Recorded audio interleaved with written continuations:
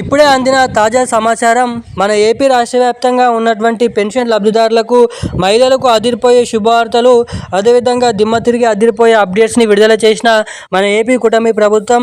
ఇక ఎట్టకేలకు మన ఏపీ రాష్ట్ర వ్యాప్తంగా ఎవరైతే మహిళలు ఉన్నారో మహిళలకు రేపు 18,000 రూపాయలు అంటే ప్రతి నెల 1,500 రూపాయల ఆడబిడ్డ నిధి పథకం కింద డబ్బులను అయితే విడుదల చేసేందుకు భారీ అప్డేట్స్ అయితే విడుదల చేయడం అయితే జరిగింది.